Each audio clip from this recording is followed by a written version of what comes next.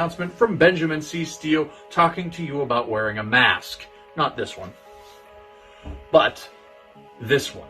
With everything going on right now with this pandemic, you need to wear a mask. My mask is for your safety. Your mask is for mine. I don't care what your uncles, brothers, best friends, mailman's roommate from college put on social media. Chances are they didn't think it through, and there's a very better than average chance that they're an idiot. So when you go outside, you put on your little mask over your face, put the little straps around your ears, and we're all going to be a lot safer. This is a team.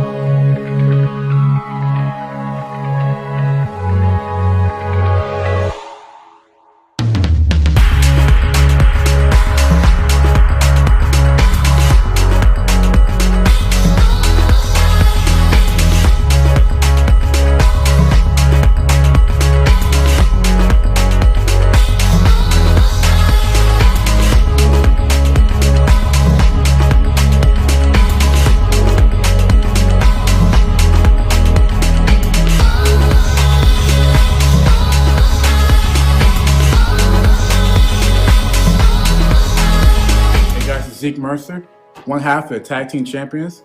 I'm here to tell you that if you want to be a champion, if you want to survive this thing, wear your freaking mask, okay? It comes in all different colors. You can get Eclipse Blue, JC White and Black, or even hell, Blue and Gold. But guys, please, also remember, please, it goes over the nose. Over the nose. Thank you.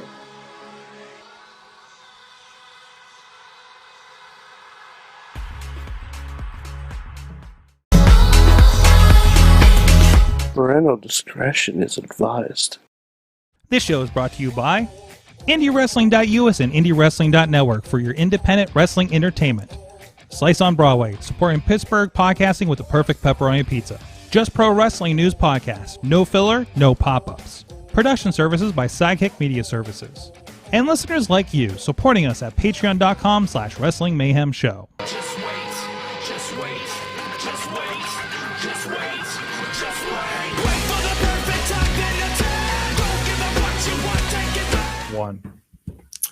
Good evening, everybody, and welcome to the finest pro wrestling podcast under God's hot sun. It's the Wrestling Mayhem Show. I am Matt Carlins, your friend, your host, the conscience of the Wrestling Mayhem Show. Also frequently heard on Just Pro Wrestling News. I must get in that plug for everybody. You are probably asking yourself right now, why am I seeing this person? Where is Sorg? What have you done with Sorg? And I'm here to tell you that he's locked in my basement. No, he's on assignment. Yes, Sorgatron is on assignment this week. He's taking a rare week off.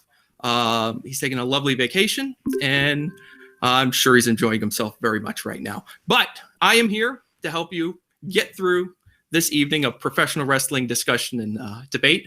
Here with, from Beacon, New York, Mad Mike. Hello, Mad Mike. Oh man, Matt, it is a good day. So we're just gonna have a 2-hour Mayhem Mania session, right? Just 2 hours. I would not be opposed to it. Goldberg's going to jail. Space jail. Goldberg's going to jail. Space jail. Yeah, that's right. We are deep in the thick of Mayhem Mania season.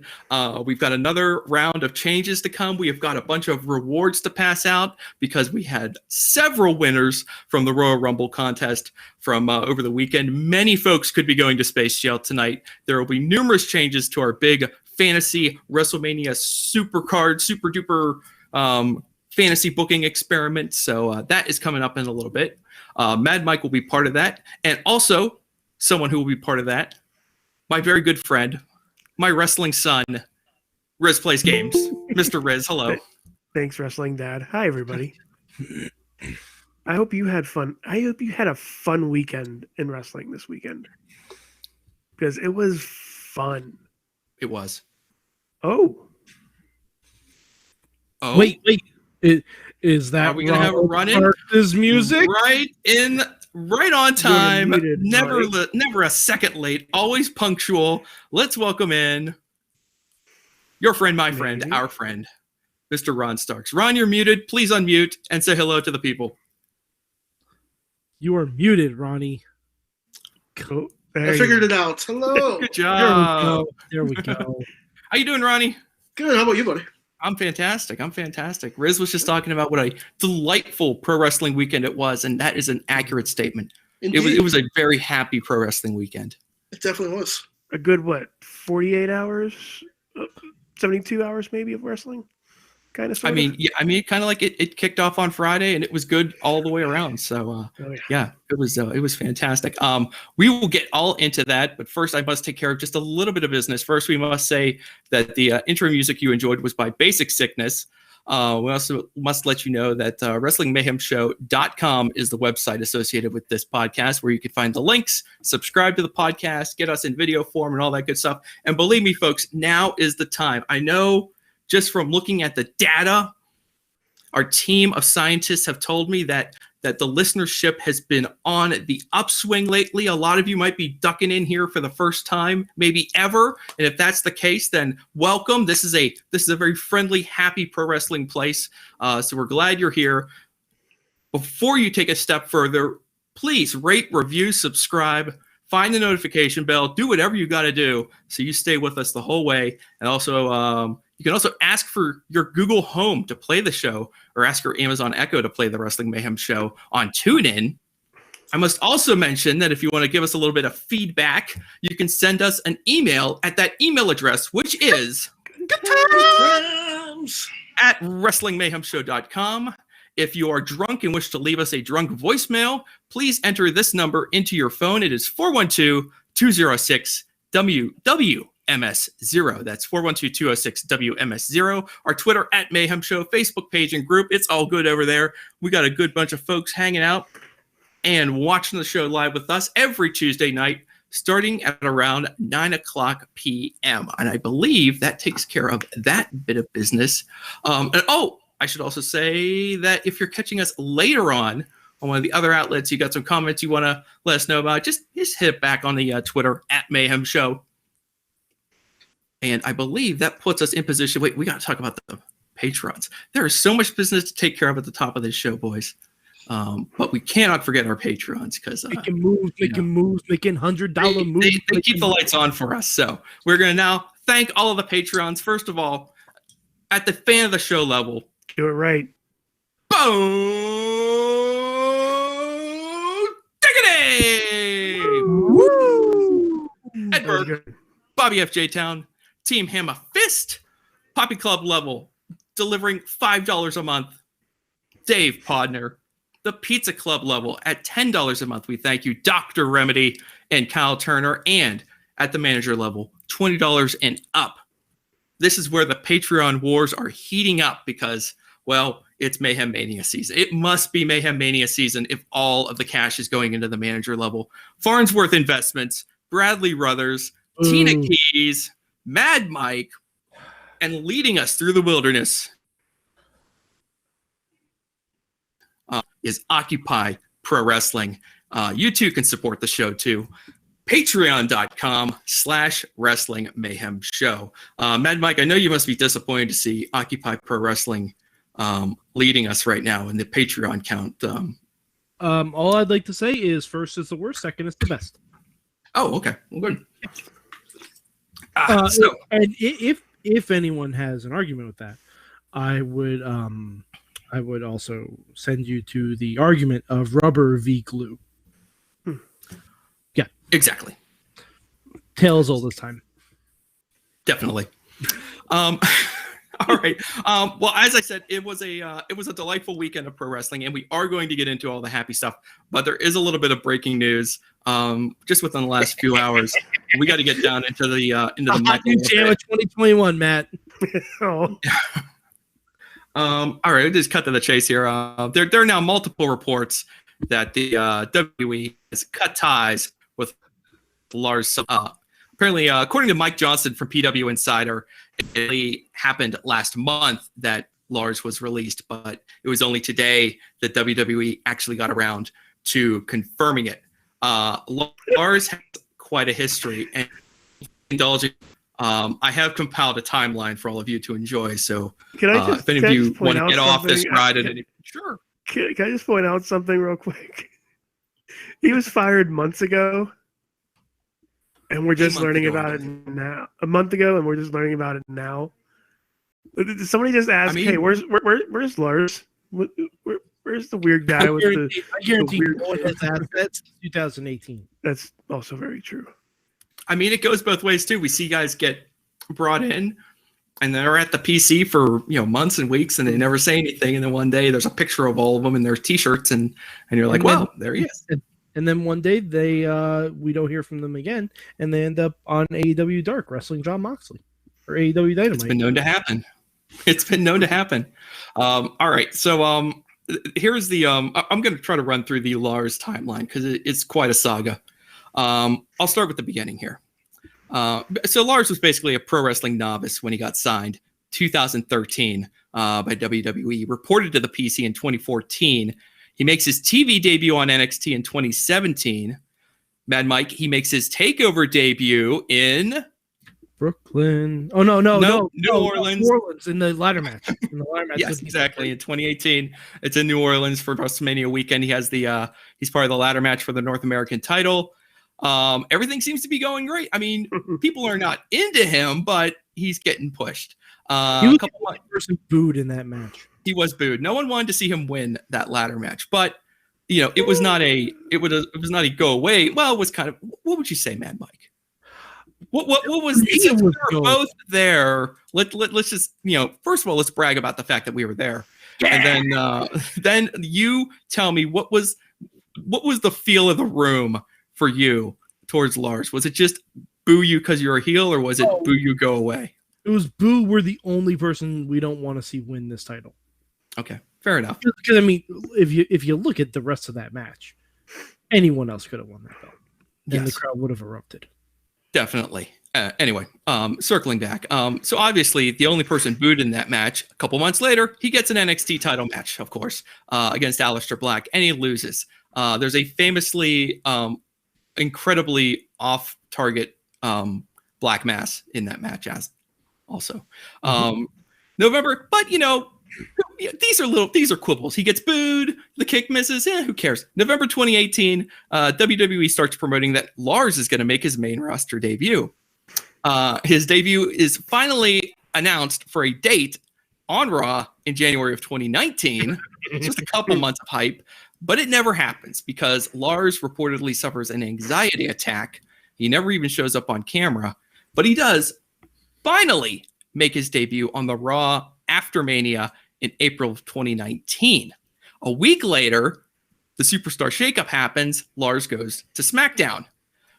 And then a month later after that, May 10th, 2019 is the article date from Sports Illustrated, is when the whole kit and caboodle, all of the dirty laundry, all the skeletons in the closet, well, most of the skeletons in the closet come tumbling out as all these untidy comments from a message board from years and years ago, before he was even signed to WWE, racist, sexist, homophobic, bad stuff. We're not going to repeat it here. Pretty much the gambit of anything don't want to come out. Stuff about WWE talents that he is that he's now working alongside. I mean, it's not good. So that happens in May of 2019. There is a statement released by WWE on behalf of Lars, real name Dylan Miley, where he says there's no excuse, inappropriate remarks years ago, not my personal beliefs today, I've grown, I apologize to anyone offended. He gets slapped with a $100,000 fine, and he's back on TV within weeks of that. June 2019, he suffers a severe knee injury. So within the span of 4 months, he debuts on Raw, moves to SmackDown. Everything just goes right into the toilet as far as away from the ring. And then he has a knee injury in June of 2019. That puts him out for more than a year. And he finally returns in October of 2020 on SmackDown. His last WWE match comes a couple weeks after that. He has a win over Shorty G on October 23rd, 2020, and he is never seen again. Lars ended up, according to the research I was able to uncover online, Lars ended up having a total of 5 matches on the main roster. And all of them came after that huge crap storm with the untidy comments that were revealed. And he made his public apology. Was he undefeated on the main roster? I'm gonna look check. He probably is, because there is like one of the matches is a every time he was pushed as a monster. Like, yeah, he was always pushed as a monster, but there's only 5 matches on this whole thing. Let's see. Yep. Lars Sullivan defeats the Lucha House Party. Lars Sullivan defeats Matt Hardy at a house show. Lars Sullivan defeats the Lucha House Party. Lars Sullivan defeats Jeff Hardy, and Lars Sullivan defeats Shorty G.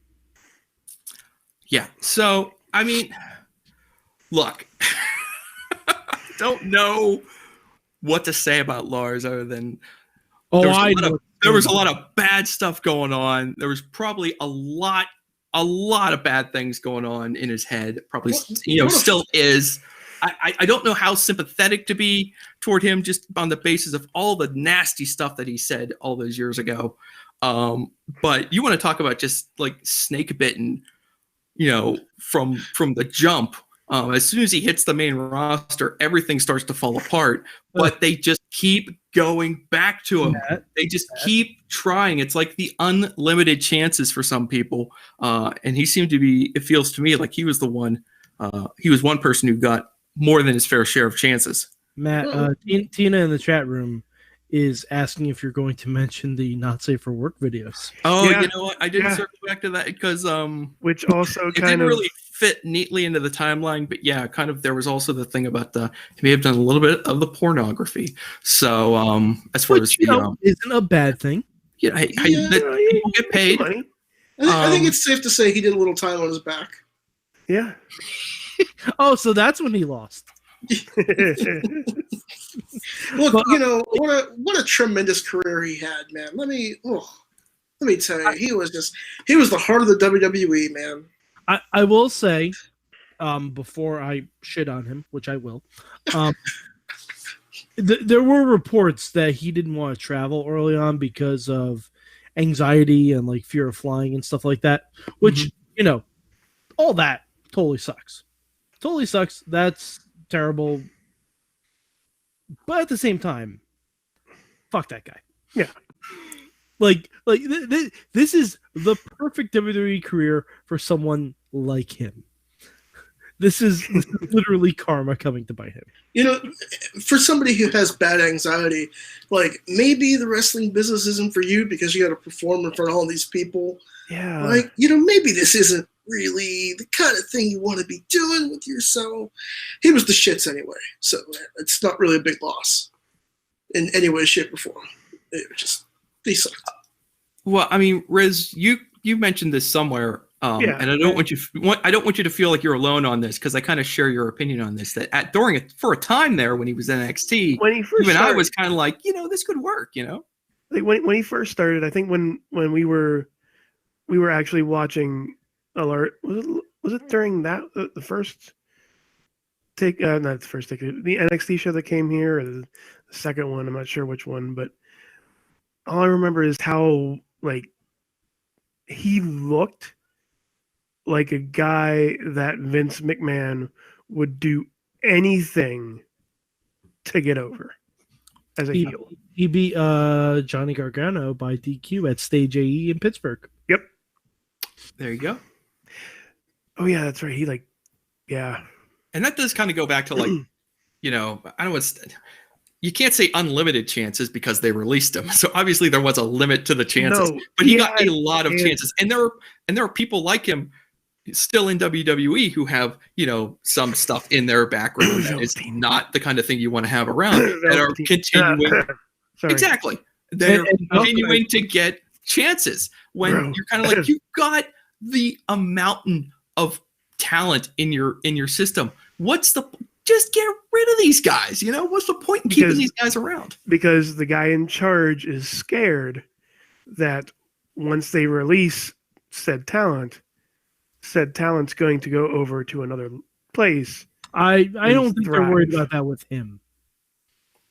With who? Yeah, Lars? I think with he's Lars. done Lars, working. no, he's done working. Yeah, Lars, no, he's done. But like the other guys, the other guys that we are not mentioning, like who've had the history, who are still employed with the WWE, who have these talents, who have these looks, these skills, these attributes that if they leave WWE and go to an AEW or now Impact, maybe, they will make that brand 100% better. And that's his worry. This is interesting comment in our chat room right now from John. You guys can decide if I should give out his last name too. But he just points out that there was a time when Randy Orton was getting a ton of chances despite numerous, setbacks behind the scenes. But yes, indeed, Mike, you're talking about people who, for one reason or another, get more chances than other guys will get to prove themselves. Now, I mean, grandfather. Yeah, well, Randy's situation, I think it's safe to call that a success in the long term for WWE. But certainly there are other people who perhaps if they didn't have Randy's pedigree would not have survived, those incidents during his earlier years with WWE. Like Randy. Yeah. Yeah, I mean, I don't know. There are still some people that I think should not be on TV, honestly, in both companies. Yeah. Yeah. All three companies. No, all three companies. Any company. I mean, there's guys in companies. You could think up stuff in Japan. There's guys in Japan that shouldn't be out there working. Is Fathead Elgin still working over there? No, he's not working over there. But trust me, there are other guys there that maybe shouldn't be out there. But yeah, like there are people. There are people in every company that really, and of course the independents as well. That's the independents. It's a lot easier to get rid of people. Yeah, that's true. And Tina's jumping in the chat also, and she's saying that speaking out has kind of switched things up. So yeah, definitely, hopefully, in other places, it feels like the bar has been raised a little bit. I would even say the bar's been raised in WWE because during that speaking out, I mean, they may not have gotten rid of everyone that some think they should have gotten rid of, but they did get rid of some people. And, there would have. I would imagine there would have been a time where they would have tried to just kind of swept everything. Hope that would just blow over and go away. Like they've always had been doing with other lawsuit type situations. Even if we go back in the day, like we don't mention this a lot, but Stone Cold Steve Austin. Probably got rid of a long time ago. Yeah. We see him a lot, and he's gonna be interviewing Sasha Banks at some point this month. But he should have been gone a while ago, a long time ago. With the way things are now, I mean, you look back then, and back when we didn't have the internet and we didn't have all this stuff where the dirt sheets can get a hold of everybody's stuff, and how we had social media, we didn't have that then. And then you fast forward to now, you can't get away with anything. All your personal business is out there, and people are going to know that you're a piece of shit, whether you want them to or not. So yeah, but I mean, at the same time, there wasn't there was this groundswell lately, to just get rid of Lars. He was just, he just disappeared, was gone, and I would, I mean, if it was a mutual decision, it probably is for the best. And I think whoever said that he should probably not try wrestling again is probably right. I would not. If you can do something else and make a good living, I would not try the wrestling again, Lars. Just to put a bow on that one. I would preface by saying I wouldn't try televised wrestling again. Okay. When crowds come back. When the TV cameras are on you, when maybe wear a mask. I don't know, but you probably figured it was him because of his giant fucking chin. He wasn't that good. Nah, I mean, yeah, it's not like he was some pretending he was a savant. generational talent or anything like that. no, he was. I mean, he fit built a as- mold for them. He was built as a monster, and he was billed as a monster. So And he kind of sucked as a monster. He was like the third most believable monster in NXT at the time. Oh, I want to know who was the yeah, other two who were the monsters. other two? Ciampa. I'm sorry. Ciampa's smaller, but he's Okay. still billed as a monster at that point. Mhm. Okay, I wouldn't consider Ciampa a prototypical monster, but I get where you're going with that one, and he definitely was in his prime. and At are his we peak back then. including Finn? Is that what's going on as well? Sure. Demon Finn. Well, Finn was already on main roster at that point. Yes. Was he? Yes. He was. Okay, he was. He was on main roster, then injured. So when he tore his shoulder out, Right after he won the True Reset. I remember. I was there. Well, anyway, guys, that was a That's fantastic enough about discussion Lars. of a- I was Yeah. just about to say that's We enough did a about lot Lars, about but I Lars thank you Sullivan. guys for that was a very high quality conversation. Like now, And now I need a shower. Based on a very upsetting situation. We will get on to happier stuff. But first, I want to say, speaking of happy wrestling, indiewrestling.us. I mean, where else would you rather be for fantastic and sometimes great free matches featuring some of the great local talent from Pittsburgh, West Virginia, Ohio, where all the good wrestling comes from. Follow indiewrestling.us on Facebook, Twitter, and Instagram. And check it out right now, indiewrestling.us and indiewrestling.network. Now, let's have some fun here, guys, because I got to say, sitting through Raw is a chore, but Raw Talk came through in a big way last night because we now have the hype train has left the station toward a fabulous match, which Mad Mike properly coined the New Day of Reckoning. Yes. So on Raw Talk last night, Xavier Woods is now demanding a match against Reckoning, aka Mia Yim. He must settle his war against Retribution. Reckoning said she is in. And just to put a little extra sauce on this for today, Adam Pearce tweeted that he has tweeted that he has run it up the flagpole. So we'll see. So Woods, it was 2-2 in matches against Retribution members, and he must settle this best of 5. Mad Mike, this is very exciting. Give him reckoning. Give him reckoning. First of all, Give him Woods on reckoning. Raw Talk screaming into the camera, "Give me reckoning" for like 10 minutes was fantastic. Well, he was channeling Batista again. Yeah. Give me what I want. He was channeling Batista. I just thought it was funny that like he would scream at the camera, and then Charlie and R-Truth and Kofi would tangent off into something else, and they'd be like, "So what do you think of this, Xavier?" And he'd be like, "Yeah, I kind of think of that. But did you know? Get me reckoning!" And he just starts screaming at the camera again. Matt, as someone who considers himself somewhat of an up, down aficionado. Nice shirt, by the way. Thank you. He knew what we were going to be talking about tonight. Anyone who has watched Woods and Breeze do Battle of the Brands in SmackDown versus Raw Yes. knows that Xavier Woods has been booking intergender matches on SmackDown for years. 4 years. There has been, and now Tyler Breeze is also taking to it. There is a blood feud right now between Big E and Tony Storm on Battle of the Brands. Which And there was also a blood feud between Billy Kay and Adam Cole, which basically, if you're Matt, they have video gameized Mayhem Mania. Yeah. They really So have. it's also obsolete and analog right now, but okay. No, it's fine because they have way too much money to be doing all these hacks and way too much free time to be creating all these characters and maxing up their stats. Yeah.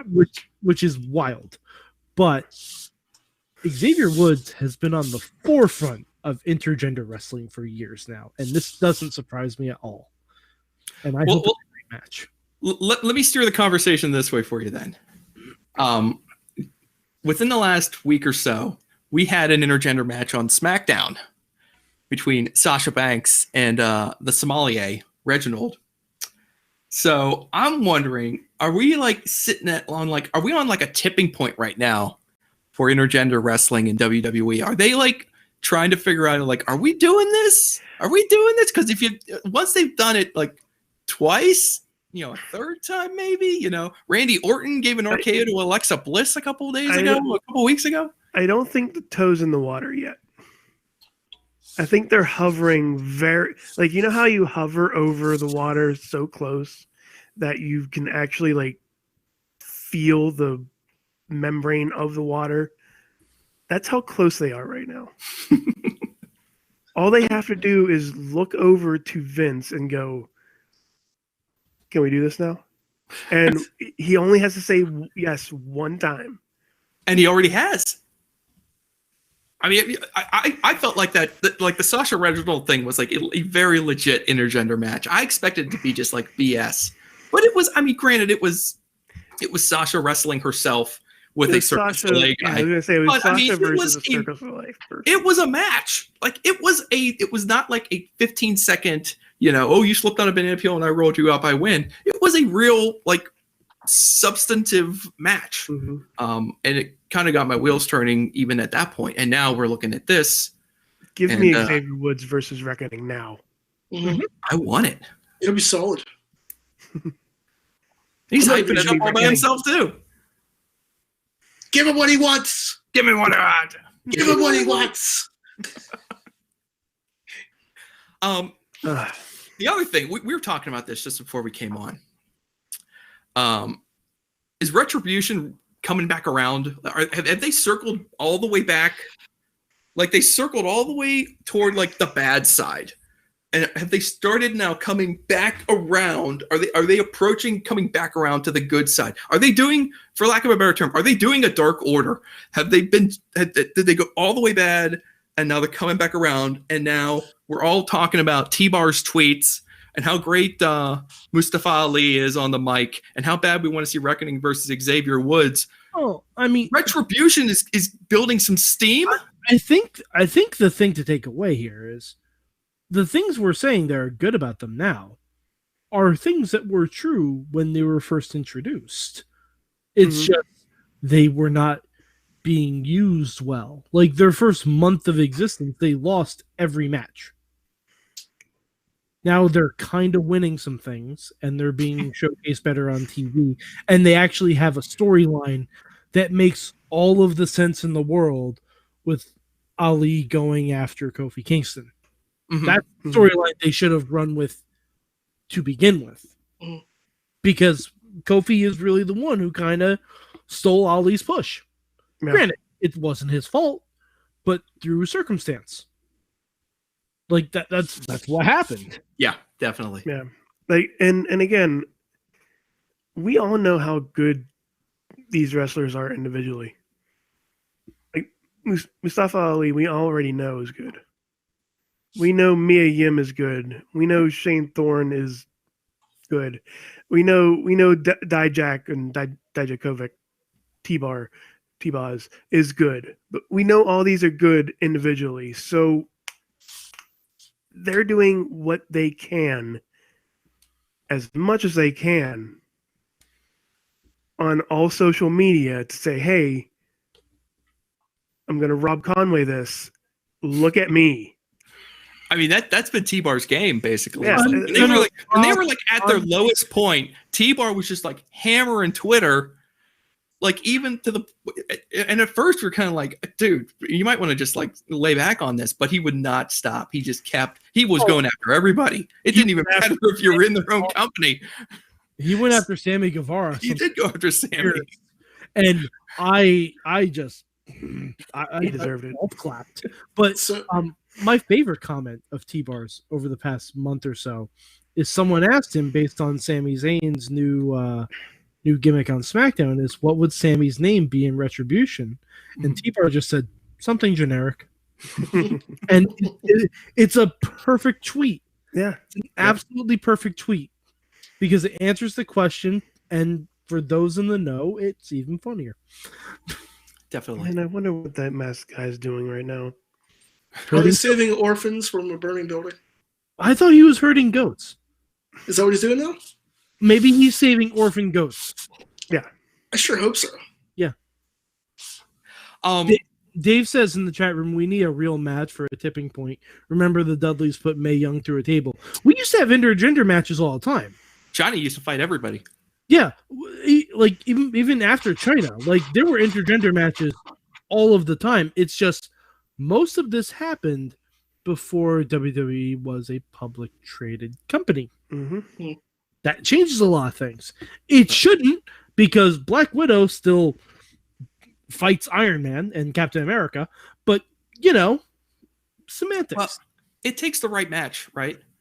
Like we've even seen it takes in the right Mayhem parts. Mania, where like we don't make just any old intergender match where like some dude is gonna beat the crap out of someone. We make a match because we legitimately think this woman and this dude can have a great match and it will look competitive. That's why there's a Mercedes Martinez versus Walter match on Mayhem Mania's card right now. Yeah, you're out.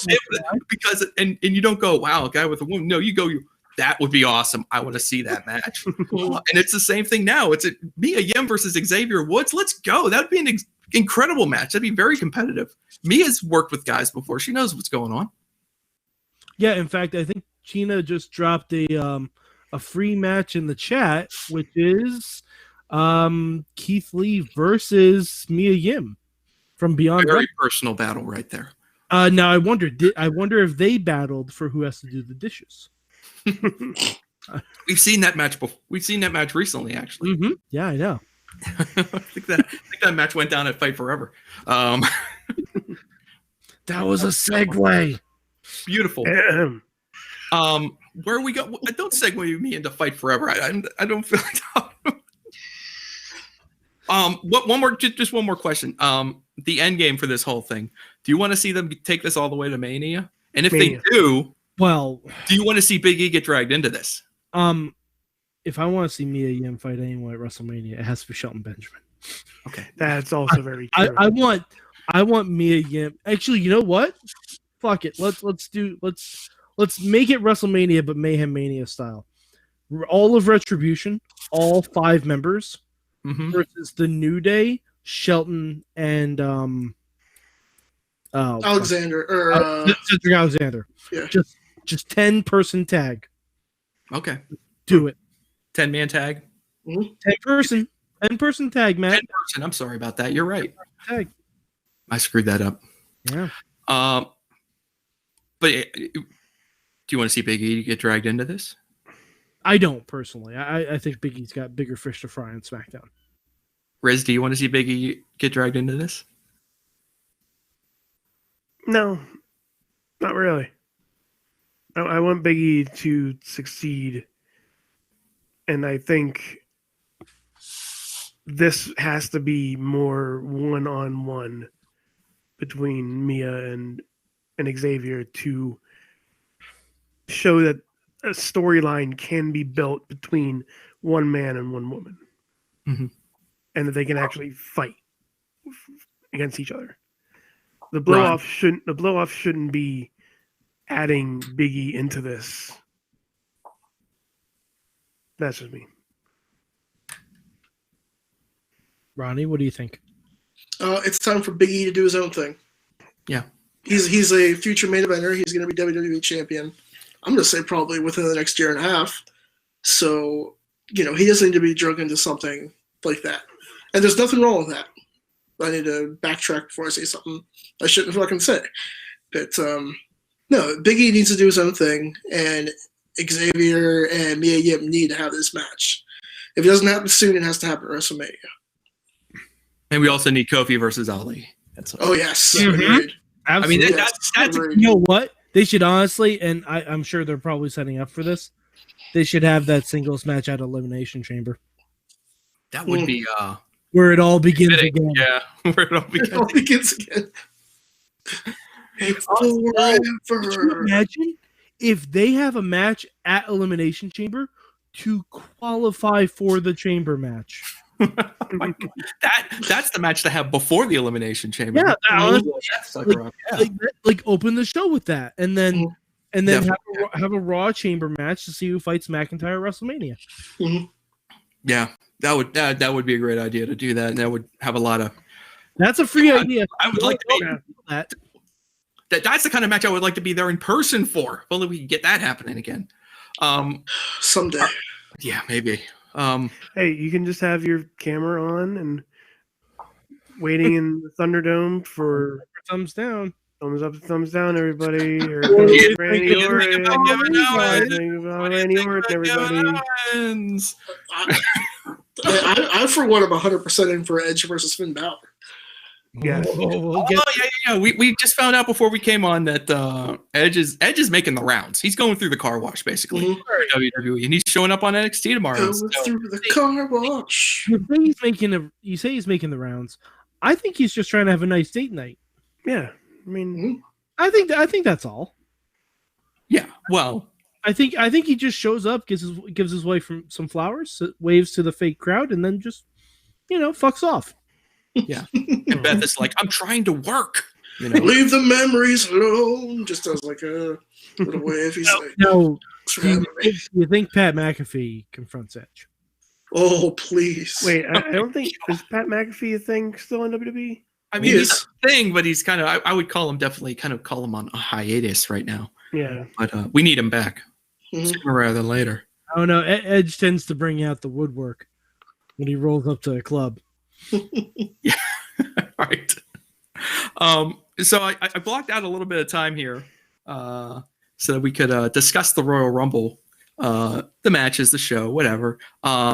Mike and Ronnie were on the Monday Mayhem Warriors last night. Riz, you were not here, so I I was will not here open Monday. things up for you just to kind of like just share some of your thoughts about what we all saw on Sunday. I didn't look at the spoilers. I went in this Raw like any good human wrestling fan should. Mm-hmm. I was confused when I saw Edge come out first Mm-hmm. because that was supposed to be Randy Orton, not Edge. Yeah. And Edge was supposed to come out second, but it was switched. Got confused there. Got confused a lot. But that was really fucking good. The men's Rumble. Like the men's rumble, but like both men's and women's. And also, fuck Sam Roberts, but yeah, but the men's got it right, the women's got it right. Like I don't think there was one really, really bad match on that entire card. There were some iffy spots, but it was like I said at the beginning, it was very enjoyable. It was a very enjoyable way to end an enjoyable weekend in wrestling. As it should be for a top 4 pay-per-view on something that's probably not going to be around in a month. Rest in peace, WWE Network. Peacock era begins in a couple months. $4.99. It's going to be great, or nothing if you Or have nothing. Comcast. Are we gonna get? Are we gonna get a new dubstep song that says $4.99? I mean, why not? I mean, if they Yeah. is there any like is there deep rooted nostalgia for like 2014 WWE Network that would pique would be- people's interest for that? I mean, More than likely, it will be dubbed to the Office theme, if anything. $4.99. Everybody by the network. Do you guys have a favorite moment that you want to single out from Sunday? there's a lot. I thought both Rumble matches were very, very good. I Agreed. thought really did. I saw some can we people trying to take shots at the women's. I thought both of them I were don't really I- good. Shots of the women's rumble. Like, I thought that women's rumble rivals 92 for me. Like the only thing that's bad, and I haven't watched it back with this feature, Jerry Lawler on commentary. Yeah, no. Need it. We never have. We never will. Fuck off, King. But other than that, the women's rumble is how a perfect Rumble is booked. You have a long-lasting feud that goes for about half the match. You have a big return in the early part of the match, and you have several big returns sprinkled throughout. You have the underdog story of Bianca Belair. You have the storytelling aspect of as the Billy turns. You have everything going on with it, and it was just a really, really, really well thought out Rumble. Well thought out is a good description of it. That final three moment where they both eliminated, where Rhea and Bianca eliminated Charlotte. Charlotte's reaction to that happening, to everything beyond that point, chef's kiss. Perfect. Like, just that moment of, okay, I'm not going to attack you if you don't attack me. I'm going to just roll into the ring with you, and then we can start. Like, that point was, like, well thought out. That's like, and it's like the kind of moment that, like, part of how we feel about, this Women's Rumble is going to be determined by what happens over the next, years to come. If this is if Bianca and Rhea do what a lot of people think they can do going forward, then this moment, where they're the last two in this Rumble, and that moment when they're sitting on the apron and they kind of agree to just kind of scoot back into the ring, like that elevates it even higher. And then it becomes, legendary status, because then that becomes almost like the beginning of like another wave of women's wrestling in WWE. They're already equating it to that point where Charlotte went to NXT last year, and Rhea and Bianca were the ones that were like, "You don't go here." Yeah, and now it looks like they both go where Charlotte goes. So yeah. But yeah, Tina's saying the camera missing the Bianca Bailey elimination was unfortunate. Yeah, missing Bailey's elimination was very unfortunate. Mm-hmm. I think that's something that can be fixed in post, though. Like when you watch it back, because it's like the camera missing Edge's first spear from last year. Yeah, it's just one of those things where it's like, if you're only going to get one person's elimination from like the first half of that Rumble, like Bailey's the one you had to get. Hers was the most, she was the, the most high, at least in my opinion, she was like the highest profile person in that match for the first half of it. Her and Bianca basically. And how awesome! Like Naomi, went on like a monster run through that match too. That was incredible. Let's see what else we got here. Bobby is telling us in the chat room that his favorite part of the Women's Rumble, this is going to shock you guys, was when Billie Kay did the iconic pose and immediately turned to see Ruby Riott and totally played it off. She is a comic genius. Her timing is impeccable. Billie Kay's performance in that Rumble was spectacular. Just like everything, her timing, her just expressions, the nonverbals, like the little things she's doing in the ring are so perfectly on point. Billie told stories with Peyton, Ruby, Liv, and Jillian Hall of all people. She got Jillian over. All at the same time, and it all made sense. And it was wild. It's absolutely, and plus, she was even on commentary for the first part of that match because she was trying to find someone to partner up with. And then we got the Billie Jilly connection, which honestly is amazing. Mm-hmm. I said it last night. I'll say it again. She's a national treasure. Mm-hmm. Yeah. Tina's saying that the athleticism shown by Naomi and Bianca to avoid the elimination in the one spot. Now this is going to get controversial for Bianca, because I saw some folks are sharing screen grabs of Bianca's both feet, maybe like a full foot and maybe a toe touching the floor when she and Naomi were just barely hanging on. To them, I will go to historical precedents, but first, go ahead, Riz. Both feet must touch the ground. That's right. Not the toe. In a toe.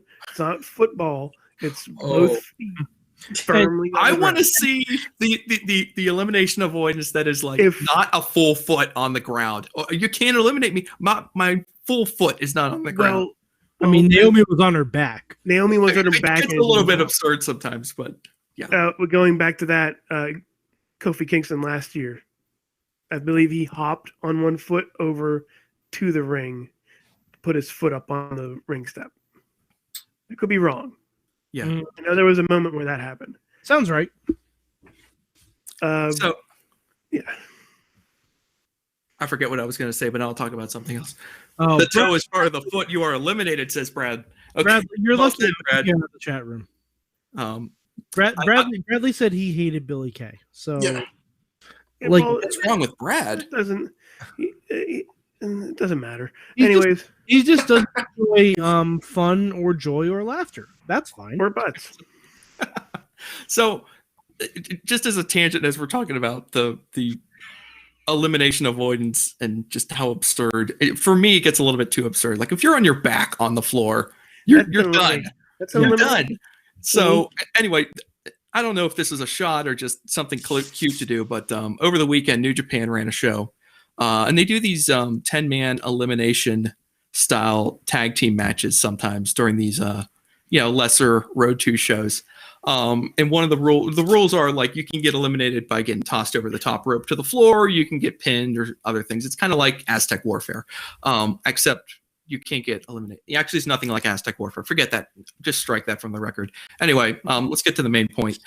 During the match, I believe it was El Phantasmo gets thrown over the top rope, and he does a very similar thing where he kind of keeps his heels on the apron, but his back is on the floor, and the referee just walks over to him and is just like, "You're done."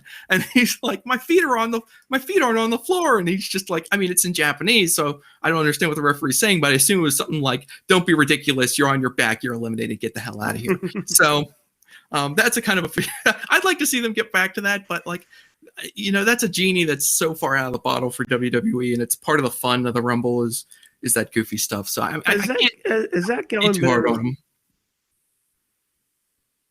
Go ahead, sorry. Has Zach Gallen been in a Rumble? I don't Yeah, believe because so. I he's think we never been talked about eliminated. that. I'm pretty sure he has been in a Rumble. So using the rules that we saw last Sunday, Zach Gowen has never been eliminated from the Rumble. Just saying. Our chat room moderator says Zach Allen has not been in a Rumble. Okay. Because if he was, you were not going to beat him. Hey, to be Right. fair, you can go to the back, you can grab his prosthetic leg, and you can throw it over the top rope.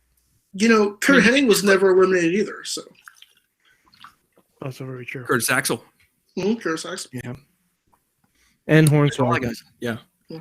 That goes back to Orton, too. Like, Orton gets credit for being in the Rumble match for however long, like over an hour, like the same But as he Edge. wasn't in But the he match. took a siesta for 45 minutes in the back. And then you're like, can you really do that? Like, we've seen that before too. Like, we saw them do that with Austin and McMahon. They just like We chill. saw that with Roman. Yeah, we did see that. That did not work, by the way. Well, it Yeah. never. The only time it worked is when you happen to have the Rock in your back pocket. That's the only time it works. I mean, it doesn't hurt when you're as over as Austin was. No one really cared that he just like skipped out. Plus, I think he took a hellacious beating in the women's room. And that's how they got rid of him for a while. Anyway, that was a fun one. And One thing we didn't mention is the matches. Well, the matches that were not the Rumble. You mean Stadium Stampede Part 2? Yeah. the spiritual successor, definitely. Like we were watching it like on a delay. So it was Sorg and then Mike and then Matt and then me. And then it just happened like a crescendo of like this is like that one note of what the fuck just happened, and then all of a sudden you just see fucking Roman Reigns just one-handed, like just putting it one hand on the wheel and just running over Kevin Owens. It was great. It was like it was the golf cart out of nowhere. You just did not even see it coming. And then the minute detail of having I don't know if it was planned or not, but the minute detail of having the Miz's Money in the Bank briefcase just right there left on the table there. Yeah, you're definitely not the only one who noticed it. Oh no, I think I pointed it out on Sunday to you guys, didn't I? yeah. And I think I was thinking about it before. I was like, wait, he can challenge any title, any world title. And then I saw the briefcase there. I'm like, we were thinking the same thing. But it was like just that little small detail of just leaving it there it helped a lot to drive home the fact that, hey, this might still happen here. And Miz still having that briefcase, we can get a whole number of things before WrestleMania. Oh yeah, especially with there being an elimination chamber on the horizon. Who the hell knows what Mania is going to look like at this point? Miz might win the title there. Absolutely, at the in the chamber. Absolutely, lose at Mania, win it back at Mania. For Drew? I don't know. I mean, I guess they could do that. Maybe not Drew. I don't know. I don't know if Miz is the right opponent for Drew. I don't know who the right opponent is for Drew right now, but he's out there somewhere, hopefully. Oh, it's probably some lobster head. It's Keith Lee. I mean, I don't think Sheamus is the right guy for Mania Keith for Drew Lee. either. Or maybe Keith. Keith Lee. You think they can get Damian Priest heated up fast enough Keith to challenge Drew? Lee. Keith Lee? Yeah, honestly, if it was WrestleMania and Keith Lee, Big E, and Bianca all won championships, Oh my god. I'd be okay with it. I'd be more than okay with it. Since they are doing 2 nights again this year, I would really like to see them do a women's main event for at least one of those nights. Because I mean, if it is Bianca versus Sasha, that is a legit show closing caliber match. I think we may also see a women's cinematic match. Well, yeah, they've got the person in place for that. Like Alexa and Asuka. Asuka? I was thinking more. Just make it a horror show. I was Just make thinking it like a carnival of horrors. Oh my god, it'd be amazing. Have a zombie pirate Kairi Sane. Bring her out. Like we can do anything. Mhm. And that way we can get Kairi Sane on the have the match on the pirate ship. Mhm. It's gonna be Have the match on the fucking pirate ship. Call it Alexa's barrage of Boathouse. Alexa's Boathouse of Fun or something. Like, oh god, we have to do it. Like, just have a cinematic match on that pirate ship. People are talking about the Miz in the chat room here. What are they Alex Cars is saying saying about the Miz? They have a higher opinion of the Miz right now than I do. It's not that I don't like the Miz. I just don't think it's not right. I mean, everything feels really lukewarm right now. Alex says Edge versus Miz for the title at Mania, calling it now. Yeah. Imagine Miz pulling that at the Elimination Chamber and Edge being like, "How dare you steal my shtick?" And Alex Miller is saying, "I bet anybody $100 Miz cashes in at Mania." I don't know. I'm actually with him on that.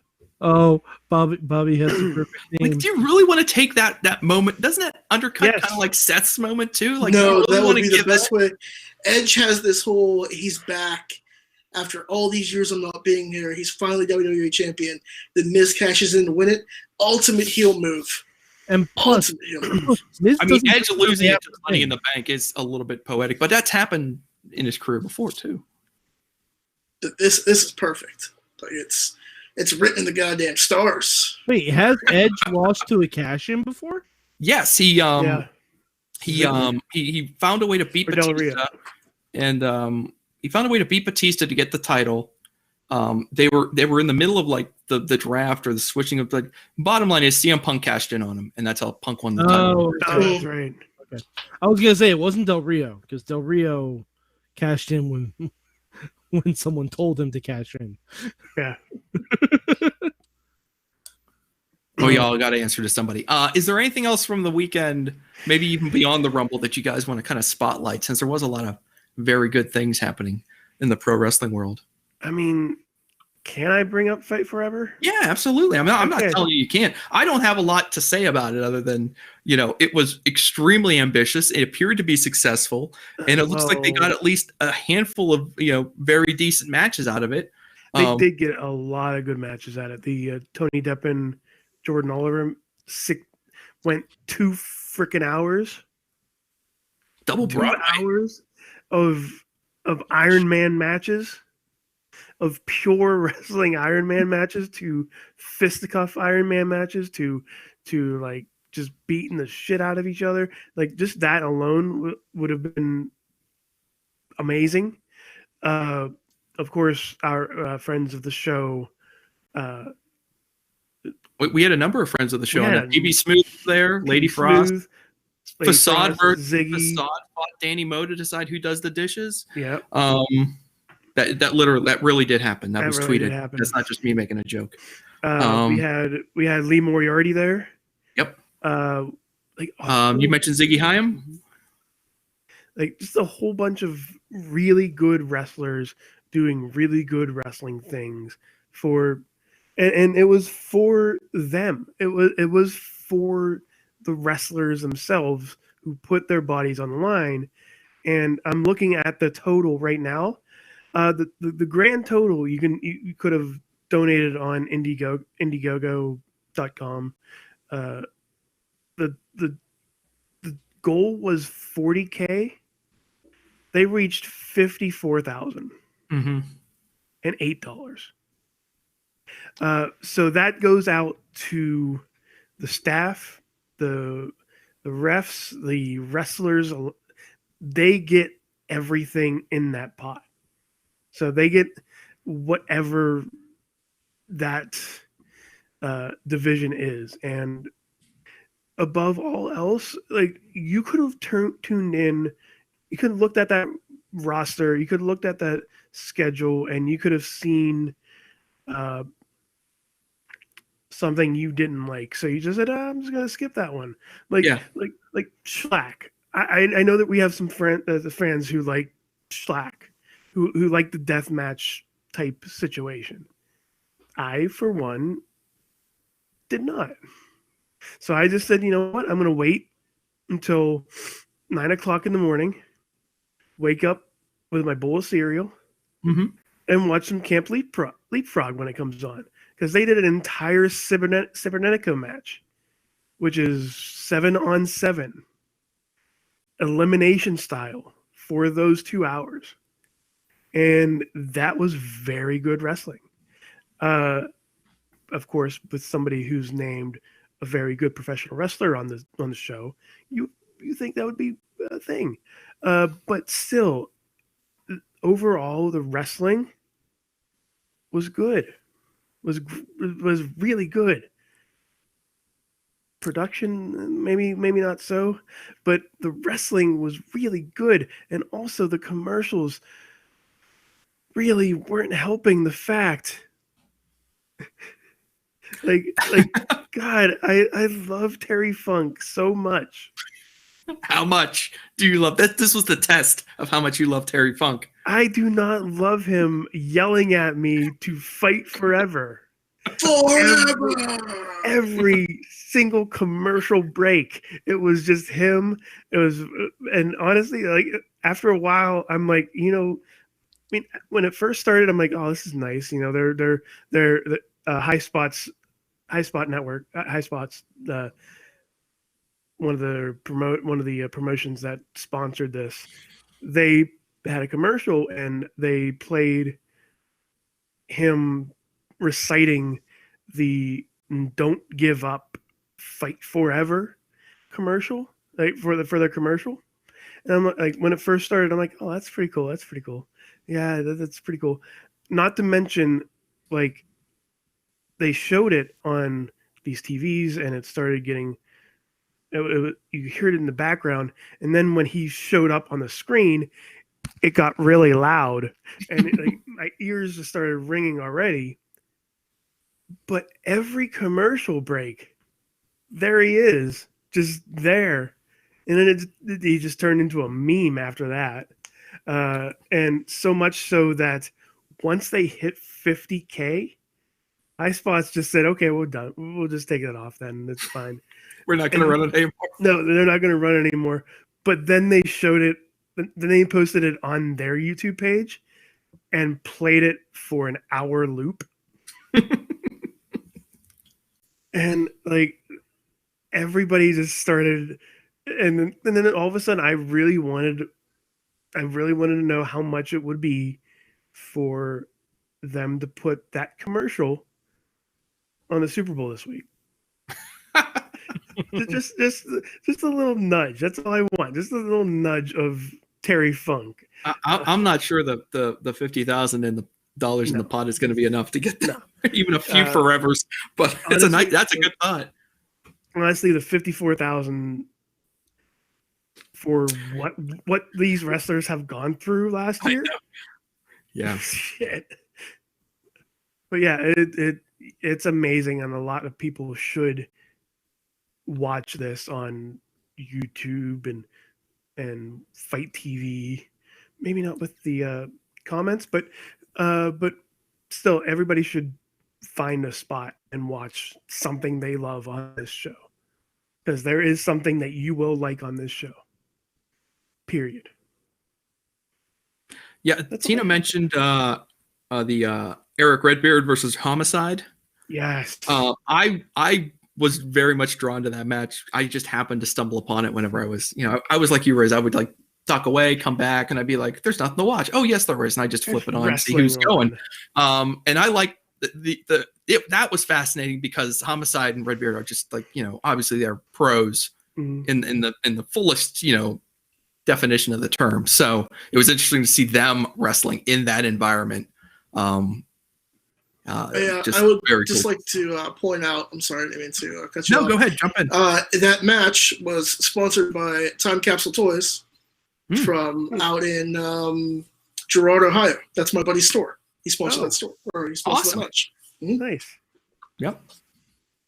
And Ronnie, was there any other matches on there that you What, Fight Forever? Yeah. I didn't watch Fight Forever. Good for you. Was there anything else from the weekend that you caught that you liked? I love the Royal Rumble. I really love the Royal Rumble. It's probably the best one we've had in years. Yeah. And I'm actually looking forward to Elimination Chamber and WrestleMania. So I decided to resubscribe to the WWE Network for as long as it lasts. And then you're going to get that free month, and then it's going to be over. I'm going to get, pretty much. Mike, was there anything else from the weekend that you wanted to single out? I mean, I will say I feel like there were a few people in the men's rumble that kind of were a disservice or kind of got a raw deal. Daniel Bryan, Big E. We had the return of Seth Rollins. We haven't talked about him. Yeah. Which he looked great. And also one thing that really Christian guy yes talked about it. Like, Christian made his return like that. That to me is wild. That reaction shot, absolutely wild to me because he thought he was done. Like done. Like Timothy Well and Steven fucking done. I mean, like, just the thought of like when Christian also officially appeared to be retired, and the thought that not only would the fans get one of them back, but they would get both back is inconceivable. And I don't know how it happened, but I'm glad it did because Christian is awesome. And I'm at least in my head, I don't know if this Randy Orton Bray Wyatt thing is going to go all the way to WrestleMania. I think if it doesn't, you kind of have to do Christian and Randy Orton, right? Well, I mean, I'm not clamoring for it, but I don't know what you do with Christian if you do something with him at Mania. I'm certainly not going to recommend like a 8-man ladder match of some sort. That is not at the top of my list for any of these guys who have come back lately, because they don't need that. They've done their service for all of us. I do. There was a funny. We talked about it a little bit last night, but I'll re-mention it here. The last match Christian had on TV before this year's Rumble. No, I'm not counting the Randy Orton bullshit from last year. Yeah. The last match he had on TV was Christian won a 4-way match to become the number 1 contendership to Big E's Intercontinental Championship. Now, I would be into that for Mania. I would like that match. I think we're gonna get that. Maybe not on SmackDown this week, but I think we're gonna get that fairly soon. Yeah, I think they're gonna. I hope they give that to us because it's a great win for Big E. It's another great match for Christian to have. I also wouldn't be sad if Edge went after Roman, and maybe we got Edge and Christian versus the Usos before Mania. I'm just throwing that out there. I mean, you got them both. I mean, let's do this. Let's find out if we can do this dream match. We got to get both these Usos back on TV. That proves to be difficult sometimes, but we'll see if we can pull it off by Mania. Hopefully, they can make that happen. All right. I feel like it's that time in the night. I just feel like what is this feeling I'm feeling? Is this sensation? Is this hunger? Is this possibly maybe a desire for pizza? Maybe it's pizza. Whenever I think about pizza, I think about Slice on Broadway. There are a number of locations, mostly in Pittsburgh, but that won't matter to you if you're watching from another part of the country. But listen here, folks, this pizza's good. New York resident approved pizza right here in the city of Pittsburgh. It's delicious. It's tasty. Sometimes you'll find it on a Broadway. Other times, different parts of town. But hey, check it out. SliceOnBroadway.com. If I may continue on this, there comes a point in time where I just sit there and go. I look on Twitter and I'm like, I see somebody saying, "Hey, I'm having Slice on Broadway, and this pizza that I've never tried there." This happened a few weeks ago, and then on Friday, on one of the Fridays, I'm like, I'm going to get a Slice on Broadway and get this pizza. It was a barbecue chicken pizza, or whatever it was. I'm not sure. I think it was barbecue chicken or one of the hot pizzas they have, the hot chicken pizza they have. I forget what it's called, but it is perfect. Buffalo chicken. That's the word. Buffalo chicken pizza. It is the best buffalo chicken pizza I've had in Pittsburgh. Like the spice and the spice level wasn't too bad. You can still feel it on your lips and on your tongue and all that stuff, but it still was amazing. And so like I told this person, I'm like, look, this adds to the long list of things I want to have on Slice on Broadway, which now lists everything on the menu. And it's really good pizza. It's also the perfect pizza for podcasting with pepperoni on it.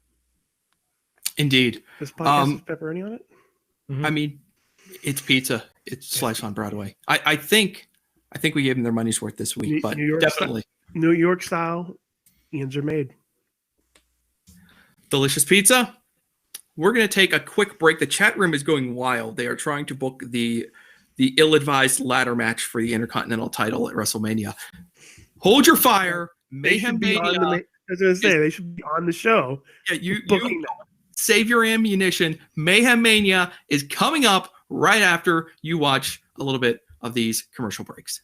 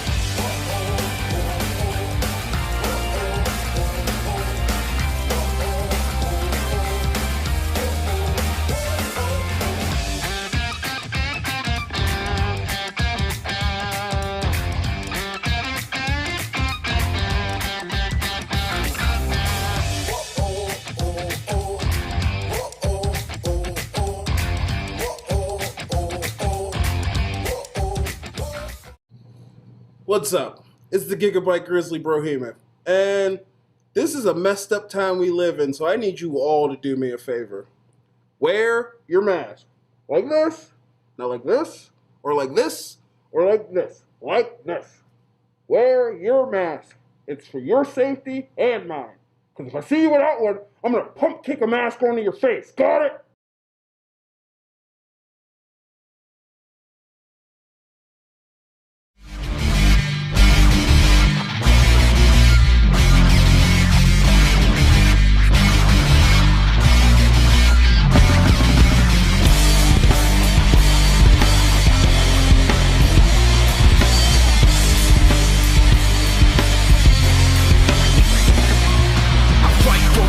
For a foot, for an inch, yeah, I fight for you all. Is the truth and I'm in, yeah, I fight for referee.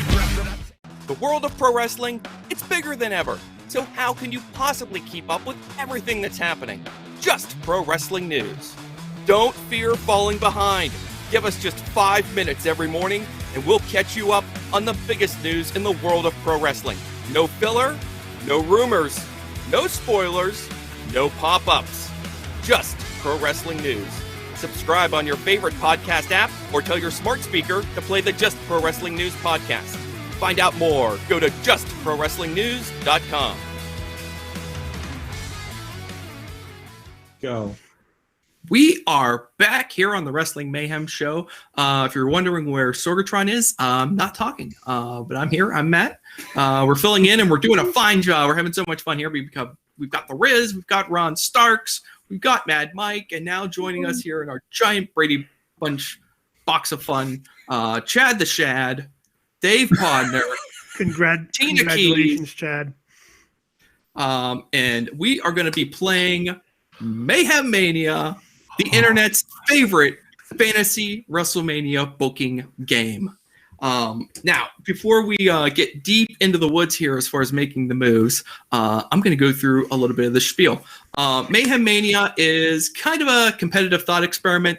The goal is to create the best WrestleMania card possible within the boundaries of our current reality. That means every single human being that you're going to try to use comes under their current physical, emotional, pharmacological, contractual state. You are Vince McMahon with unlimited resources and zero self-control. So basically, Vince McMahon. Thank you. Wow. So through this process, we have an 8-match card that we're working with. Every week, we bring in 5 people, and they each get to make one change to the card, be that, swapping out one person for one person who's not on the card, swapping people between the cards, or maybe tag teams for people. We've got to work in solid units. You could also just kill a match entirely and make a new match. It's a lot of fun. Now, as far as eligibility for this, in a general sense of who you're allowed to use, they either have to be under a WWE contract and healthy enough to compete, or otherwise within the orbit of WWE's influence. Don't go importing anyone from other organizations. We don't need any of that. Now, that is to say, not everyone is eligible to use, because we have a little thing that we like to call Space Jail. And that is where we send the people that either one person or perhaps many people do not want to see in any of the matches in Mayhem Mania. So far, we have 7 people in Space Jail, and thanks to our Royal Rumble contest over the weekend, we could see as many as 6 more deposited into Space Jail tonight, depending on how merciful our players are. Anyway, the Royal Rumble contest was basically, we asked everyone to send us their picks for the winner, who was going to have the longest time in the Rumble match, and who was going to have the most eliminations. And based on how many of those you got right, you would receive a variety of rewards. By far, the best performer from the weekend was definitely Chad the Shad. Chad, your picks were so good. You not only get to send... You not only get 2 tickets to Space Jail, so basically you said 2 people to Space Jail, but you also you are going to be the first person to try out a brand new reward option that we have here on Mayhem Mania, and that is the Veto Now, this is a one-time only use, obviously, and it works a lot like Space Jail. Now, just because you guys have a Space Jail ticket, basically, you don't have to use it right now.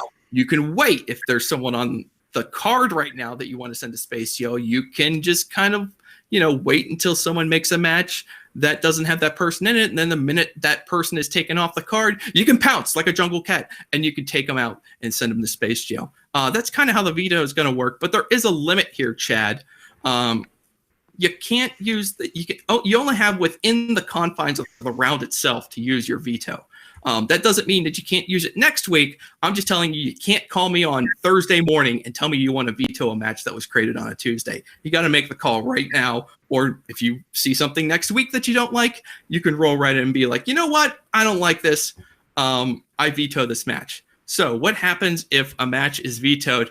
Basically, it means that whoever was trying to create the match has to go back to the drawing board, and they have to create another match without any of the people that they just tried to use. So they basically have to, it's basically like Chad rolls in, deletes the match for them, and they have to recreate a match with entirely new people. The good news when it comes to our 90-second play clock, we'll see. Should we give them extra time if someone Chad I would think so. We'll give you extra time. Oh, okay. Wow. He's doing it rough. He's doing it rough. We have to reset the play Chad, clock. I think we should have veto to. We will definitely reset the play clock. My question was, do we turn off the play clock after a match is vetoed so this poor player can actually get through it? No, we do not. Yeah, the veto. No, I can see a reset. I can see a reset, but Reset just 25. it depends on when the reset happens. If the reset if you make the match and the reset happens with 10 seconds left. Yeah. Okay. So you know what? It's only fair. We will reset the play clock. I love Riz's motion. It's like reset the play clock to 90 seconds. We will reset the play clock for you to make your new match. So basically, Chad, from this point forward, you can only veto a match that is created. You can't veto something that's already been created coming into tonight. But if one of these 5 people, or one of these 4 people actually, make a match you don't like, you can jump in and veto them up until the point where the round ends. And I'll try to say something like the round is over. Matt, So you know this power. I like having this. I have a quick question. I have a quick question. A point of order? Yes. All right. As far as someone gets vetoed when they're making their move, do they have to make the move on the same match, or can they change gears entirely? I mean, in my mind, it just kind of resets things, and they have to go back to the drawing board. And just, they don't have to, like, if they're doing a swap or if they killed a match to bring in another one, no, it just kind of resets. We'll reset the board to right before that player's turn, and then they will. It's basically like a holding call on an offense play. Holding. Back to the drawing board. Reset. Yeah. Reset the play clock. You don't lose it down or anything. Just false start on the offense. Play doesn't count. Redo it. First down. No offsetting penalties here. No. All right. I'm so happy to have this much power. Chad, would you like to gloat for a second here before we move on here? Do you want us to just mute right now and then just you know what? I'm just gonna mute myself. You have fun, Chad. I am just so happy that I could predict both winners of the Royal Rumble matches, and the Iron Woman. I should have had all of them, but hey, we all can't win that much. We can only win so much. I mean, it's nice of you to not get everything right, because no one likes to show off, Chad. A clean sweep would have I would have been surprised But no, as soon as they announced the numbers as Edge and Orton going in first and second, my Iron Man was always like, well, that complicates things. With my picks, I was like, oh, it's either going to be one or the other now. I can't get 2. Yeah. But feels good to get these prizes. This is what happens when you put Edge in Space Jail.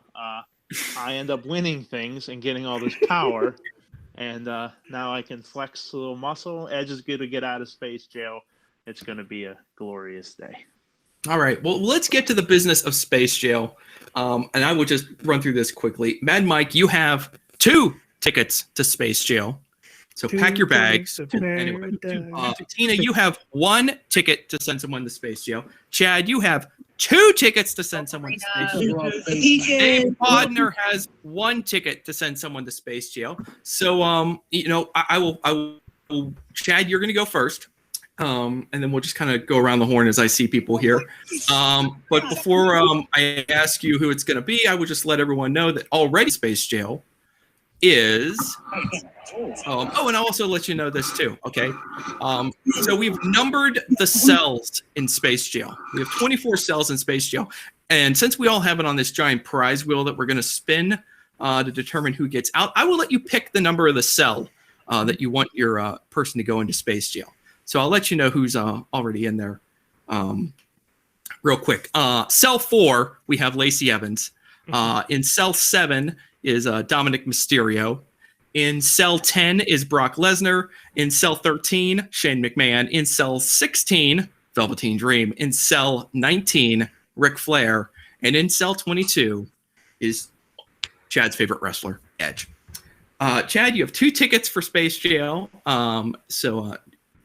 As I said earlier, you do not have to use both of them right now, but if you wish to use them both, please let me know. And if you give me a number of a cell, I will be happy to put them directly in there. Okay. One quick question. They cannot be on the card currently to be sent to Space Jail, or do they? Correct. Thank you for setting that up for me. Yes, if they're already in a match on the card right now, you can't put them into Space Jail. We'll get that. Well, I'll recap the card for you here in a second. I do have a few minutes where I have to vamp. Is this the only time during the show where I can send people to Space Jail? No, you can wait. Okay. But I'm opening it up for you. Would you like to not do anything right now? You gonna lay back? Are you checking? I would like to hold on. You're gonna hold both of your 2 tickets to Space Jail. All right. Yeah. Check. Well, check. That is downright devious. So Chad is just sitting back with 2 loaded guns, 1 veto, and 2 Space Jail tickets, and he's just gonna sit back. All right.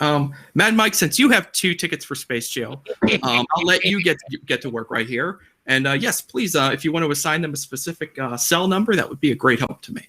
I'm only going to use 1 ticket right now.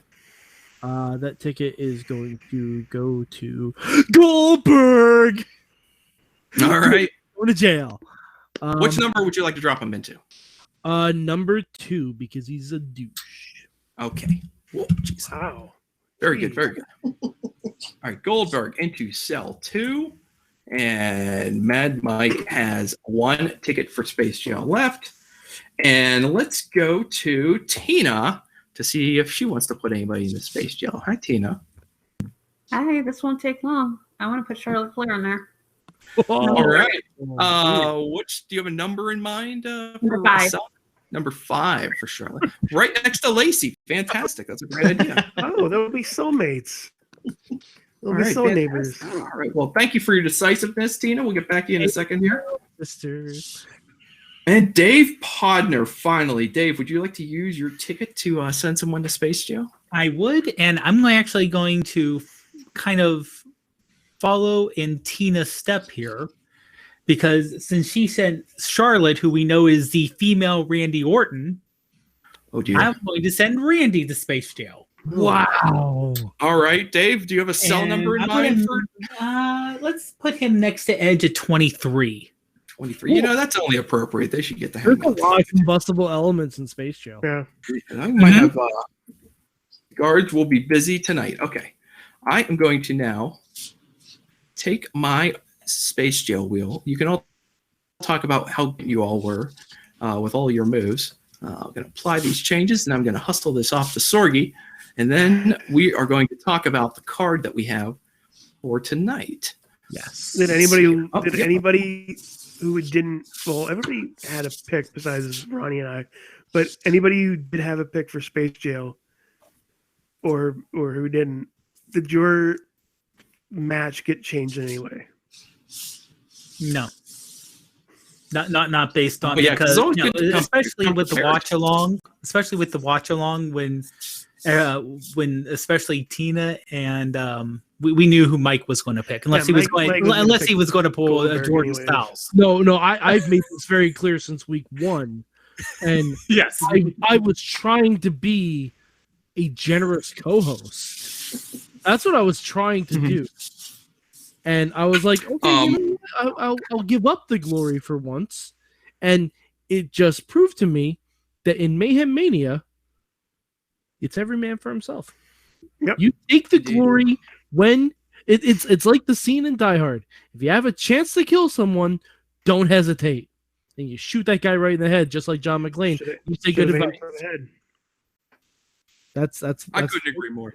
Yeah. Bobby has declared this the best space jail ever. I'm going to run through the names real quick. He also said, "Get out of here, Charlotte." Yeah, you're Charlotte. So in Space Jail right now, just to recap: Goldberg, Lacey Evans, Charlotte Flair, Dominic Mysterio, Brock Lesnar, Shane McMahon, Velveteen Dream, Ric Flair, Edge, and Randy Orton.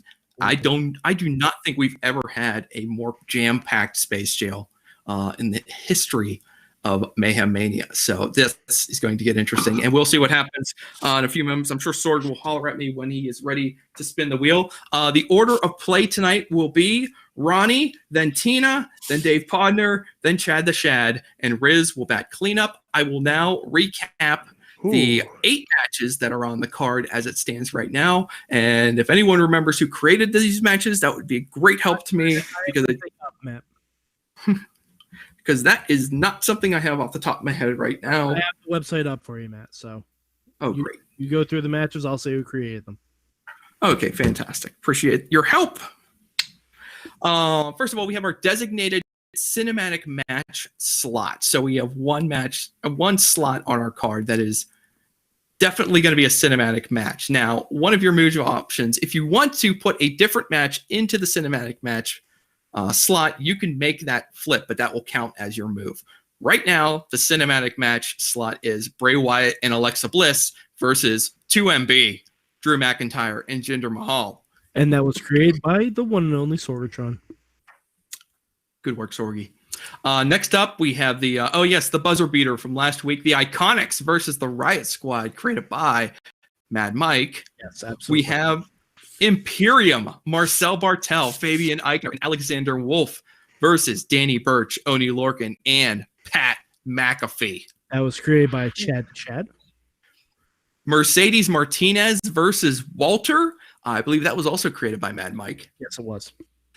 We have Xavier Woods, Kofi Kingston, and AJ Styles versus Tyler Breeze, Adam Cole, and Cesaro. I believe that was created by Riz. Yes, it was. Yes. All right. Finn Balor versus Aleister Black versus Karrion Kross. I just noticed I misspelled Aleister Black's names. Don't judge me. Who was that created by? That was created by Bobby F. J-Town. Good job, Bobby. We have Keith Lee versus Pete Dunne. That was Brandon's move. And finally, we have Samoa Joe versus Kyle O'Reilly versus Timothy Thatcher. That was created by Christian Noir last week. So we are off to a great start. There are not too many hurt feelings. Everyone seems to be doing well. I am now going to call out to the heavens. Sorg, is the Space Jail wheel ready to go? Set, Mr. Sorg says. We are ready to spin the Space Jail wheel and see if anyone will escape. Sorg, do your worst. Push the button. Do whatever you have to do. And we will see if anyone escapes from Space Jail tonight. Oh, man. Here we go. See if we pay for the extra security. I don't see the wheel yet. Here it is. Okay, it's coming up on the Facebook group. The spin. And oh no! Oh. Goldberg. Goldberg is out of Space Jail. Now, I know what you're all thinking. Mad Mike has another ticket to Space Jail. Mad Mike, there is no double jeopardy in Space Jail. Goldberg is out, and he is free to roam the landscape for as long as he wants for the remainder of Mayhem Mania. You cannot send him back. Look what you've done. I'm not going to veto that either. I tried to be a good host. You can't veto that. I tried to be a good host. I will never, and mark my words on this, I will never try to be a good host again. Never. Well, the good news is that at the end of the day, I doubt anyone's going to use Goldberg, but you never know. My son talks about him a lot. I'm inclined to let him play once this year. Yeah, So. Your son I comes am- on, I'll be sure to veto it. I am batting cleanup. Just pointing it Can out there. Chad veto a spin? All right, I'm let's just going get. to hold on to it for a Goldberg match. I'll just be waiting, just patiently waiting. All right, let's get down to business. Ronnie, are you comfortable? Have I explained everything to you thoroughly enough? Are you ready to proceed? I am ready to go. All right, your clock, your 90 seconds starts now. Let's do it. Well, your wait is over. We're going to do Walter versus Bill Goldberg. Oh my God. We're taking Kyle O'Reilly out of the match. No. Wait. Walter's fighting Mercedes Martinez. Oh, yeah, we'll do that then. We'll take Mercedes. So you're taking Mercedes Martinez out for Goldberg. Okay. Ronnie, And live murder is my thing, so. Ronnie, I'm gonna murder you. I know you are. Boy. No, Ronnie. That match I would actually want to see though. Ronnie, look at me. Look at me straight up. I'm going to murder you. I'm going to let that match ride. Yeah. Let it go. I said to myself, well, I was originally going to do Christian and Kyle O'Reilly because I thought that would be really good. But then I said to myself, like, what way could I possibly fuck with Mike right now? Oh, this is perfect. This is the part where Mike would normally say you've made a powerful enemy, but he's not in a joking mood right now. Oh no, I was literally about to say you have made a powerful enemy. I am going to break your Ninja Turtles party wagon. How dare you? I'm going to smash all of your NECA figures. I will destroy you mentally, physically, psychologically, emotionally, spiritually, and pharmacologically if I can. I am an engineer. I am a goddamn scientist. I will find you, I will hunt you, and I will kill you. Damn. Well, there's only one thing I can say. I'll see you in hell. Matt, can I send Ronnie to space jail? So that he can't make a move until he is broken out of space jail. No, that would be a very, very gross enforcement of the space jail rule. I don't know. You let me set the concept of space jail. Well, I understand the concept of space jail, but like to prevent Ronnie from making a move, that just seems un-American. I'm sure Ronnie's time is up. Tina? No? The time's up. We're moving on. Here we go. And Alex just said, "Careful, Ronnie. Mike is going to use whatever stipulation." He's going to send it to space jail. Exactly. Tina, are you ready to go? Sure, why not? All right. Your 90 seconds starts now. I was about to say, let's play fuck with Mike again, but I'm not going to do that. Why not? Yes, do it. Come on. Do it now. No, I'm not going to do it. Instead, okay, what was the 6-man tag with Imperium again? That is Bartel, Eichner, and Wolf versus Birch, Lorcan, and Pat McAfee. Can we get rid of that one? Just entirely get rid of that one. Okay. Okay. I see the look on your face, dude. I'm sorry. He has no time for boo-boo faces around here. I was going to say, he has a veto. He can. All right, go here. Go ahead with it. No help from the studio audience. Tina must walk alone. I mean, I don't mind a little chirping every now and then, but come on, we're at 60 seconds. Let's do Raquel Gonzalez. Now we're getting down to business. Okay. All right. Versus the Glamazon Beth Phoenix. There we go. That's what we need to see. All right. Good job. Love it. Okay. Very good. Anything else you want to say about your match other than the fact that it's Raquel Gonzalez versus Dan Beth Phoenix? No, that's it. I think you're good. All right. Go on that one. Thank you very much. Dave Podner, you are up. Okay. Are you ready to go? Chad the Shad's on deck. I am ready. All right. Start the clock. 90 seconds. Go on, Dave. Okay, so Tina kind of took my not the match. I love that match. I love Raquel versus Beth, but I was going to get rid of that 6-person match. But so I'm going to my backup here. Ooh. And I see the clock over there, so I got a little bit of time. And I have a couple of different. You know what? Breathing. I'm just waiting for Podner to screw me over too. No. I'm actually going to screw the sick person over by getting rid of his match or adjusting his match. But he adjusted my match in the first place. So, Very good. Nope. For the cinematic match. A note Yes. from Beyond, you have to subtract 15 seconds from what you I said. gotcha. Yeah. Thank you very much. The cinematic match. I'm getting rid of Drew and Jinder. I'm keeping Alexa and Bray. I'm going to call it the Break the Cult match. Right. So it's still going to be cinematic, and I'm going to replace them with Daniel Bryan and Nikki. Naked. Hey. What? Naked. Okay. Just like Daniel broke the cult when he was in the Wyatt family for that little bit of time, and Nikki trying to still save her best friend. I like it. That's really good. That makes a lot of sense. That storyline works. That tracks. All right. Good I like job. that a whole lot. I like that whole bunch. That's awesome. All right. Dave, thank you very much. Welcome. Chad the Shad, Yes. you are up. Riz, you are on deck. Chad, are you ready? Yeah. All right. Your 90 seconds starts now. Okay. One quick question: if I blow up a match, do I have to replace it with another match, or can I add to a match for it? You can add individuals to an existing match to make it like an extra team or an extra But human Yeah, being. but I can't. Three ways blow up a become match. four ways. Blow up a match. I can't no. blow up a match and just add someone to another match. No, Okay. that doesn't work. Okay. I think I know what you're suggesting, and no, that would not work. Just move wise. Just move wise. You just wanted to blow up Goldberg, didn't you? He's just trying to figure out how to mess this thing up. He's trying to kill two matches instead of one. That's what he's trying to do. I am. Well, you can do a swap. A swap does kill 2 matches. Yeah, you can't swap one for one. You know, you can even swap teams back and forth if you want to. Yeah. That's well. Inside the card and, from bringing another person in from outside.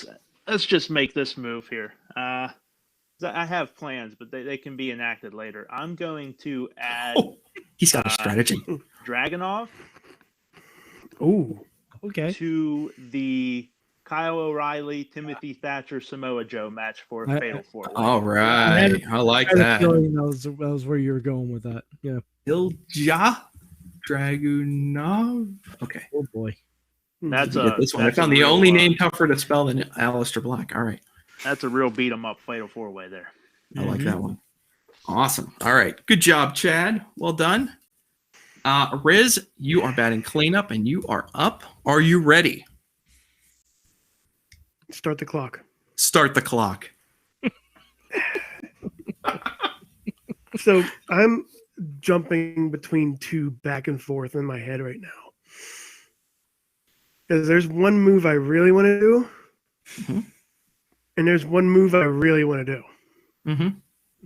I would go with the one you really want to do. It's good advice. It's good advice. It is. Do I want the Alex Carswell in effect? Is the question. I mean, it's going to happen eventually, so why wait? But do you really want to use it and then maybe have that person on again as almost a reward? Well, you don't know what I'm going to do.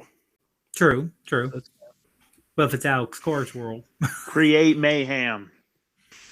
We got, there's a game and then there's the game. So that's what Riz is trying to do. He's trying to play the game. Create mayhem. It's all about the Okay. game. Hey, 30 seconds, Riz. You're telling me to play the game? Let's play the game. I suggest you play the game. We're going to switch to cinematic. Triple H and Space Jam. Oh. Wait, switch it with what? Okay, switch it for what? Walter and Goldberg. Okay. 8 years. Love it. I This approve. is going to take some doing here.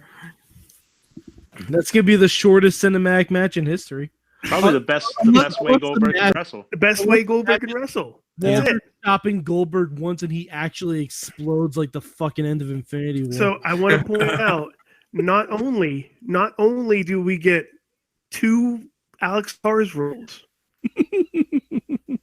we still have a Goldberg match. All right. I'm not going to suss this out in front of everyone right now, but I will openly debate the application of the Alex Cars rule coming up on Talking Mayhem Mania, which may or may not be coming up later this week on this same. I don't know if that applies because neither match. I don't know either. That's why I said the match. I mean, the match, but it's still. I know. That's why I said I'm not shutting the door on it. I'm just saying we'll have a debate about it. Neither on match. Talking Mayhem Mania. Yeah. We will have an open debate. It went from live to taped and taped to live. I know. We will debate this. We will discuss it on Talking Mayhem Mania, and we'll see if this is a proper application of the Alex Cars rule. God, feels like the Mayhem Mania Supreme Court right now. Jesus Almighty. Okay, that is it. Chad, the round is over. Put your veto in your holster. I'm saying, and we'll see you back here next week. Okay. Or we won't. But if you see something untoward that you don't like, just come racing in. I'll just kick the door open. Just kick the door open like it's a slice on Broadway, and just come rolling in. Yeah. I'll kick the door open. I'll come in and. By the way, we can say that now. He's not here. If you're going to slice on Broadway, kick in the door. Just do it. Let's do it. Yeah, just do it. All right. So who's going to stop you? Let me check the run sheet. I think there's one last thing we have to take care of here before we send everybody home tonight. Yes, I believe we have to ask all of you what you learned from wrestling this week. And I would just kind of organize this based on what I'm looking at here. And I'll let Tina go first. Tina? Jungle Boy and Dax Harwood had a very good match on AEW last. But also what I got out of that is because of Jungle Boy's theme, I am stuck on 80s for the past week. Mm-hmm. It's a bit of an earworm. Definitely. Dave. It just made me want to watch the movie Jungle to Jungle. What did you learn from wrestling? I learned this a little earlier tonight. The back and forth, and I saw someone screenshot this. I'm hoping this isn't something that was made up, because it's a screenshot to tweets.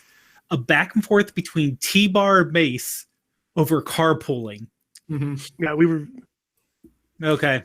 I literally recapped that before we went live. Okay. And saying, I told you when Mace said, damn it, Mace, I told you to carpool with me. Mace saying, I told you I don't like to get my hair wet. Like, for the love of God, it's not pulling my car. It just means we drive together. Damn, Retribution doing Abbott and Costello routines on Twitter. It's unbelievable. I mean, they're doing great on Twitter because honestly, on TV, but they're still killing it on Twitter. They're just so killing it.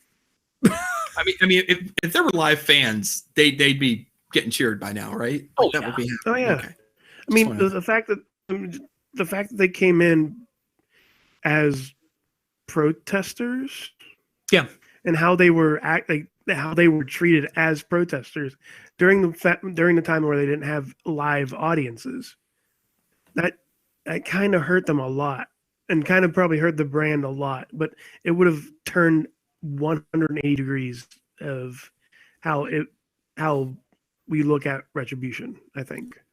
Oh yeah, and especially when Ali joined them as their leader, or was shown as their leader, that would have been the loudest positive pop when he walked out and turned around and was like, "These are my people," and everyone was like, "Yes." That would have turned him right there. Yeah, for sure. Oh yeah. Chad the Shad, what'd you learn? Almost a reinforcement from last week. If they're going to continue to do cinematic elements in matches, they're going to have a hard time doing it with an audience. Like, they just keep ramping up the Alexa Bliss stuff, and I'm like, at what point do you get to where you're going to make her look weak because you can't do that type of stuff with people in the audience? I mean, just can't do it. I mean, The Undertaker was he was raised over the Titantron back in 1993. Yeah, but those are physical ways of doing it. Those are physical stunts. Like, you're gonna have to do the old magic trick of, the hoop comes up and the girl changes her dress, when the hoop falls and it's a different One person. Like division. you have to do that type of stuff. I mean, they can just change. You're how doing great stuff, but it's gonna lose its luster the more you go. I mean, you're just gonna have to catch her on fire and kill her off. I guess that's what you're gonna have to do before fans come back. Hey, it worked on the Fiend, so I mean, so far it has. Yeah. So that's what I learned. It just reinforced what I learned last week. But the Rumbles were fantastic. I love the Rumbles, and I learned that every year I just love the Rumble more and more. It's just a good match to watch. Even if you don't like it, you're like, man, it's the Rumble. Yeah, the Rumble. Mad Mike, what'd you learn? I learned that you have to keep your friends close and your enemies closer, and then sometimes you have to keep your friends even closer than that. I also learned that, man, Pittsburgh really made Batista's no good, very bad Rumble day even worse. My God, I was watching that day of Royal Rumble 2014 on the network. Batista just had a no good, horrible, very bad day. Yeah. Yeah. I mean, every time, like, I want to say I feel bad for him. I also don't, because he's Drax. Because, like Thanos killed his family, but Pittsburgh killed his heart. Yeah, we did. Killed his push. Snap. No, I saw it too. It's because unbelievable. it's not Daniel Bryan. It's unbelievable. Toward the end, they run this clip from the Rumble itself, and they catch this bit of wild sound from the ring. I don't even know who says it, but someone is like, "This sucks. I want to go home." In the middle of the Rumble match in Pittsburgh, because the fans are booing Mysterio. They're like, "We gotta get out of here." Ronnie, what'd you learn from wrestling? I learned that when it comes to golf cart hits, Sammy Guevara's may have been better, but Kevin Owens gave him a run for his money. Nothing beats Kane running over Raven.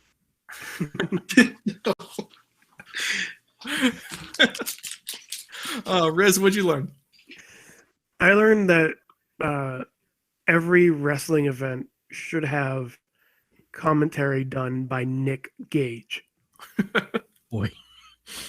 Wow. There were some instances, I believe he called, who did he call? Oh, he called Schlack Sabre Jr. at one point. There was one, and he just says the weirdest shit. There was one moment in one of the last matches. I think it was the Joey Janela match, where somebody goes on the top rope and he goes, "I wouldn't let that happen. I would stab him in the leg, make him just start making him bleed everywhere." And I'm like, "Oh, that's actually, I'm just gonna write that down a little bit." And he would make commentary team on Raw 10 times better. Even if he swears just maybe once or twice, tells people he's going to stab somebody when he's done. It's similar, A nice, hearing a bleep every, 15 minutes or so during the commentary. That might 15 maybe minutes, every minute or so, 30 seconds or so. I don't know. I missed that. I'm gonna have to circle back. Every word, every other word, swear word. Maybe after 10 o'clock, they'll just put them on. Do whatever you want. Bobby learned that Asuka should be the focal point of Raw, but she's relegated to Charlotte's accessory. Bobby's still hung up on Charlotte. I can't believe it. Also, get out here, Charlotte. Also, it's great to see Carlito back, but his gimmick isn't the best gimmick to have during a pandemic. I spit in the face of people who don't want to wear a mask. Also, Retribution is my favorite improv team. Carlito can be the best heel ever by just spitting on people during a pandemic. Just try it one time. He's like, "What the hell are you thinking? That's a whole different kind of heat. That's a whole different kind of heat you can have." Yeah. I was glad he brought the apple in the ring and it was kicked away from him. Yeah, I don't think you're going to see the apple spit on anybody. So that's Nakamura tried to take a bite out of it with his mouth guard in. Yeah, that was kind of weird. Know where this is Don't eat strange fruit. Alex says he learned that Xavier Woods is going to face Reckoning in a special New Day of Reckoning match on Up, Up, Down, Down. Does that get booked while we're here? I would love that to be the case, but I don't Apparently know. that might be what. I don't know if that's This is real. not an Up, Up, Down, Down main event. This is a WrestleMania main event. Come on. Got to think bigger. But I love it. Oh, nonetheless, Alex Miller learned that Nick Cage will have a Dark Side of the Ring. That's Wow. gonna be interesting. Talking That's about gonna Nick. be- That also will be, swearing every 10 seconds, 15 seconds. What are we expecting there? Guess it depends who they talk to. Yeah, I mean, yeah. Yeah. All right. I learned that Tetsuya Naito does a spot-on impression of Tomoaki Hanma. That was fantastic. And I learned that Jay White is still probably the best promo in the business. So there's your one Switchblade reference for the show. Thank you, everybody, for joining us tonight. Riz Plays Games, at Riz Plays Games still, Riz? Riz Plays Yes, Games? it is. All right. It's Thank you, Riz Plays son. Games everywhere. Appreciate you. You're welcome. Mad Mike 4883. Thank you, Mad Mike. Yeah, and also I want to throw a shout out to a friend of the show, my buddy Jesse, who lives down in Florida, did a shirt for another friend of the show, Ziggy Heim. Hey, Is that him? oh, yeah. was that The Jewish Space Laser shirt. Oh, man. By my boy Jesse. He is very good with shirts. Oh. He's made me 2 gimmick shirts when I don't really have a gimmick. He did the Indy Jones one, right? Yeah, he also did the indie wrestling and if you've ever seen, and I'm gonna give him credit for this because he never gets credit when I see it pop up on the internet. If you've ever seen the Washington Caucasian shirt, No, that was him. that's his design Oh, that people have ripped and taken and stolen from him, and he's never gotten credit for that. But I'm saying it here, he was the guy who came up with that. He came up with that like, God, 10, 15 years ago. Wow. I was in college when he showed me that shirt. Was that the barbershop window before he became Pro Wrestling Tees? He had 4 barbershop window did. Yeah, barbershop window, and I'm having a thing with barbershop window. I don't know if you guys know this. They're kind of having a sale. They're kind of having a sale. Oh, What dear. did you do? Are you getting spammed? I even just said, Texting you. stop. Did you try to reply? Stop. Yeah, I did by stop, and it, like tapped after a out. while, it just started going over and over again, Forever and ever. and ever. I'll say, it's a damn CVS receipt. And then finally, after I sent stop, I got 2 messages, and then finally okay, we'll stop. Fine, whatever. I also need to shout out before I go. Valentine's Day is coming up, guys. If you want some stuff for your special person, or if you just want some stuff for yourself, including hot cocoa bombs, one of my buddies I've known forever, she has a confectioner store called Hudson Valley Sugar Company, HV Sugar Co. on the Twitters. Highly recommended. Highly recommended. Thank you very much. Ron Starks, you got anything you want to pimp? I got nothing. All right. Yeah, you do. You're gonna have nothing for Mayhem Mania, Ronnie. Wow. Destroy all your dreams. Feelings are out in force now. Chad the Shad, at Chad the Shad. Yeah, it's like All right. on everything. Excellent. Anything. So easy. Everything. It's easy. Yeah, it really cornered the market when I got that. But That's a good move by you. hey, tell you what, it's great to actually pick. The last time I ever picked the winner of the Rumble was 11 years ago when I picked Edge to win the other Rumble. So like really, Honestly, I was unsuccessful Chad, here's the for thing. 11 years. Have you chosen Edge during every Rumble? No.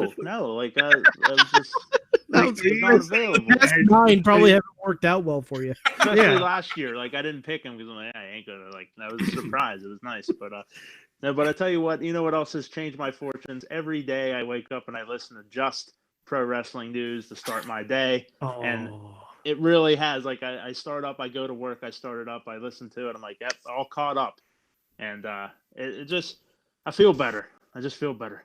But It's by the easy, way, and I like to thank Mr. Sorg and Mr. Carlins especially for being that wonderful, Folger's voice in the morning to get me going. But by the way, if someone wants to buy chat2chat.com, it is available.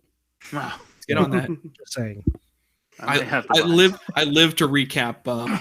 I live to report Alexa Fiend Orton segments. That's my favorite thing. You do a damn good job. That's great. Dave Podner, what do you got going on here? I forget your deal.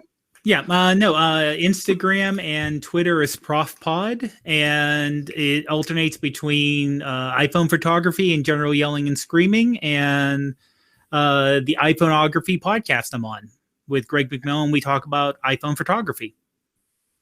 Excellent. And Tina? I just live Tina a Standard Time. I just live a quiet existence. You can find me Twitter, Instagram, Facebook, I guess. Feel free. I talk a lot of politics and wrestling. That's pretty much about it. That's all we need right at this point. Thanks a lot, everybody. And thank you for watching. And I will follow up on chat's little mention. Just pro wrestling news. 5 minutes or less, we get you caught up. Major news happening around the world of pro wrestling. We do it just about every night. We enjoy it. It's pretty good. Go check it out. And I think you'll like it. Thank you very much, Sorgatron, for pushing the buttons. It was my pleasure to guest host tonight. Please hurry back. We will see you next week. Mayhem out. Just wait, just wait, just wait, just wait. Wait for the perfect time, then attack. Don't give up what you want, take it back. Wait for the perfect time, then attack. Do what you This show is a member of the Sorgatron Media Podcast Network. Find out more at sorgatronmedia.com.